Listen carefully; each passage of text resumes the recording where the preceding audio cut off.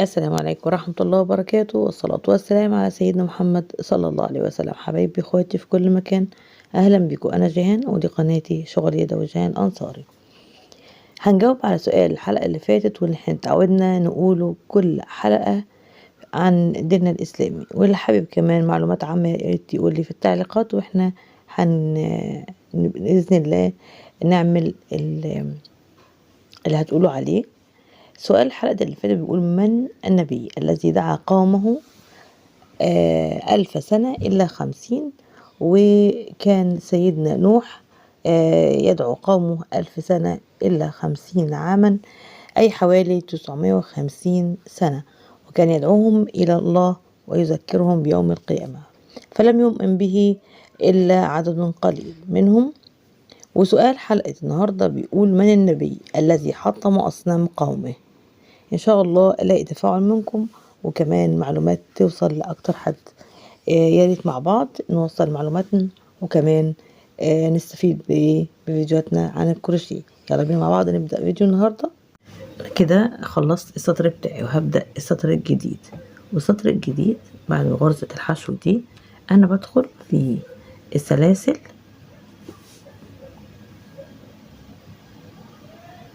تمام. انا بدخل في السلاسل اللي هنا عملنا بالشكل ده، دي غرزة منزلقة.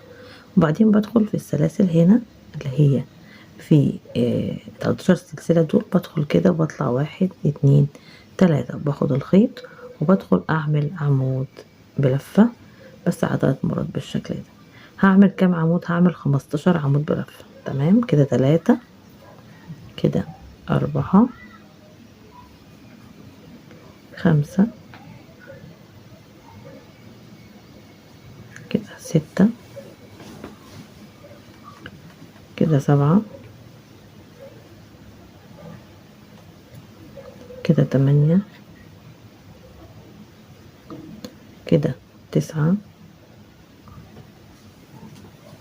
كده، 10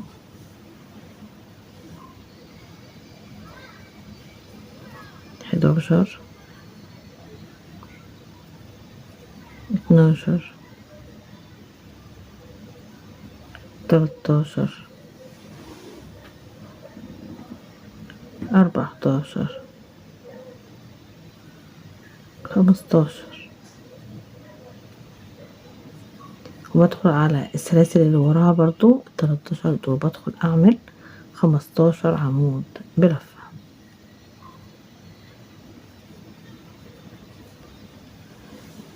تلاتة 4 5 6 7 8 9 10 11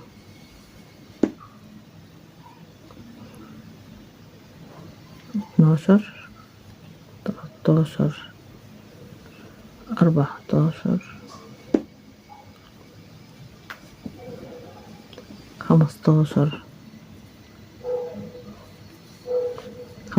عمود بلفة. بعمل في كل السلاسل، كل جزء من السلسلة هنا الأجزاء دي، يعني كل سلسلة بعمل فيهم 15 عمود، تمام. بمشي بالعواميد كده لغاية آخر السطر، 15 كل مرة، 15 لغاية الآخر. وطبعا هيطول معايا فمش هعطلكم، هقطع الفيديو وهجيلكم تاني بعد ما اخلص ال15 في كل سلاسل، في كل السلاسل 15، تمام. اكمل السطر وارجع لكم تاني. وصلت انا كده للاخر، عملت الغرزة بتاعتي وهعمل المنزلقة في اخر السطر كده. باجي هنا وباجي اسيب الغرزة هنا. الغرزة دي انا مش هشتغلها علشان في الاصل هسيبها، تمام. فباجي بالغرزة التانية وبطلع بيها كده العمود التاني، فباجي كده بطلع 1 2 3 4، يعني بعمل غرزة وبسيب العمود ده، وباجي في العمود التاني واعمل عمود بلفة. وسلسلة وبسيب عمود واجي في العمود اللي وراه وبعمل عمود بلفة وسلسلة، اسيب عمود وادخل في العمود اللي وراه، سلسلة اسيب عمود العمود اللي وراه، سلسلة اسيب عمود العمود اللي وراه، سلسلة اسيب عمود والعمود اللي وراه بالشكل ده، وبعدين سلسلة وباجي هنا بسيب العمود ده واسيب العمود ده كمان، تمام، وباجي في العمود ده اللي وراهم وبعمل بالشكل ده، تمام، سلسلة واسيب عمود واعمل في العمود اللي وراه، موضوع سهل. سيب عمود العمود اللي وراه، سلسلة اسيب عمود واعمل العمود اللي وراه اشتغله بالشكل ده، اسيب ده اعمل في اللي وراه، سلسلة اسيب ده اعمل في اللي وراه، تمام، وبسيب العمود ده وده كمان اسيبه وادخل في التالت وبعمل عمود، تمام، سلسلة اسيب واعمل عمود، وهكذا. اهي طريقة سهلة جدا وبسيطة.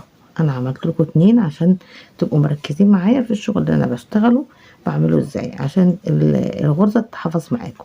بسيب العمودين اللي في النص واعمل سلسلة عمود وبمشي بالطريقة دي لغاية لما اخلص السطر كله، تمام.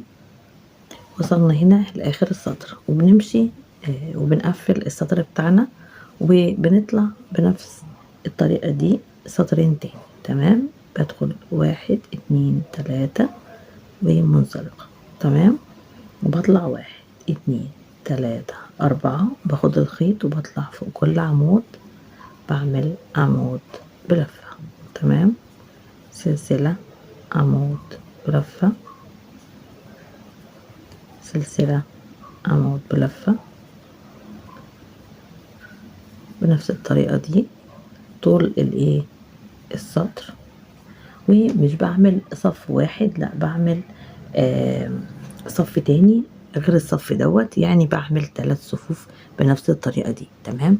هعمل الصفين اللي فاضلين ونرجع تاني نكمل الرسمة بتاعت المفرش. كده انا خلصت السطر بتاعي وهبدأ السطر الجديد طبعا بمنزلقة في السلسلة التالتة 1 2 3. احنا طبعا بنبدأ ب4 سلاسل، هنا سلسلة واحدة بس وبعمل المنزلقة، تمام.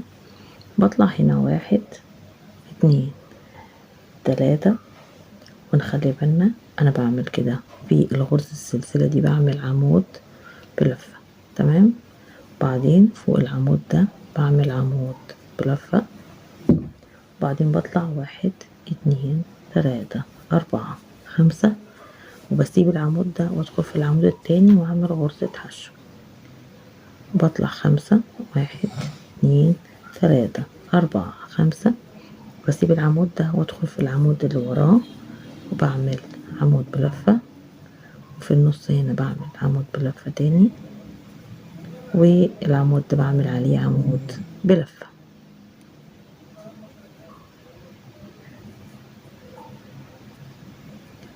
بالشكل ده. دي بداية السطر بتاعي، وبعدين بعمل سلسلة وبسيب الغرزة دي وباجي في العمود اللي وراها وبعمل عمود بلفة، وبعدين هنا بعمل عمود بلفة في النص وكمان هنا بعمل عمود بلفة، تمام.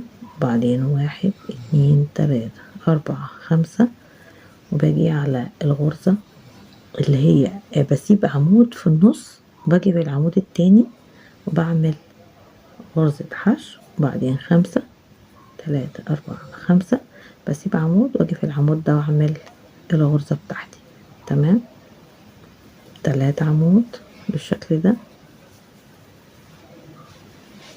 وبعدين بعمل سلسلة وبسيب السلسلة هنا وبعمل في العمود اللي وراها 3 عمود برضو، هنا عمود ووراها هنا عمود، تمام.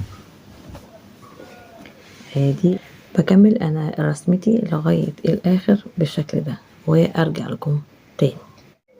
انا كده خلصت السطر بتاعي وهبدأ السطر الجديد، تمام.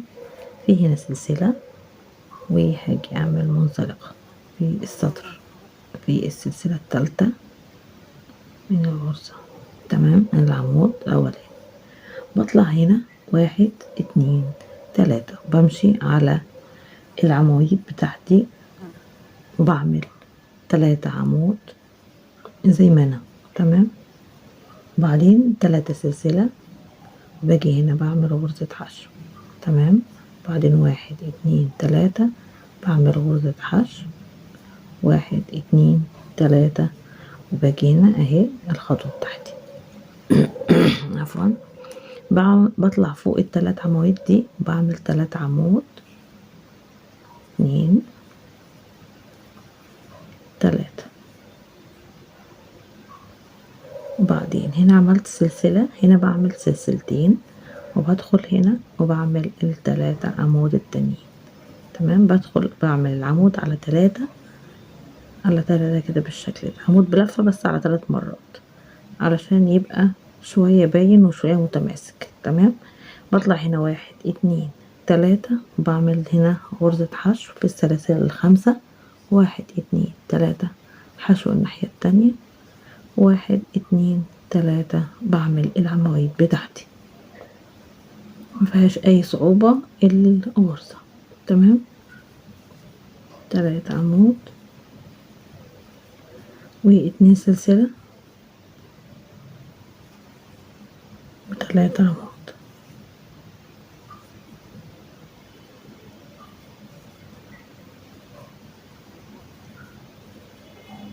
بكمل انا السطر بتاعي بالشكل ده اهي، الخطوة بتاعتي بالشكل ده اهي.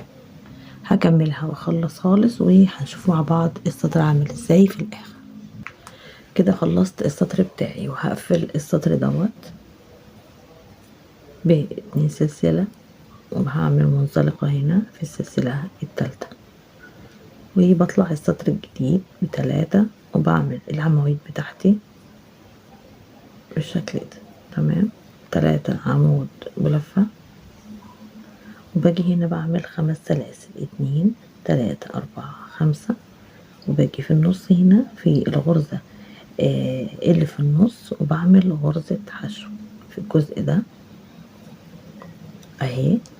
بعدين بطلع 5 1 2 3 4 5 وباجي بشتغل ال3 عمود دول بالشكل ده 1 2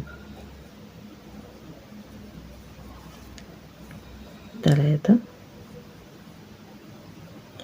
وبدل ما اعمل 2 سلسلة بعمل 5 1 2 3 4 5 وبشتغل ال3 التانيين هنا. تمام، 2 3 وبكرر طبعا شغلي 1 2 3 4 5 باجي هنا في النص اعمل غرزة حشو و5 تاني 3 4 5 وباجي بشتغل على العواميد ال3 دي. تمام، 1 2 3 بعدين بعمل 5 1 2 3 4 5 بشتغل ال3 عمود بالشكل ده وده السطر بتاعي وهكمل السطر للآخر بنفس الطريقة كده ونشوف الشكل النهائي للسطر.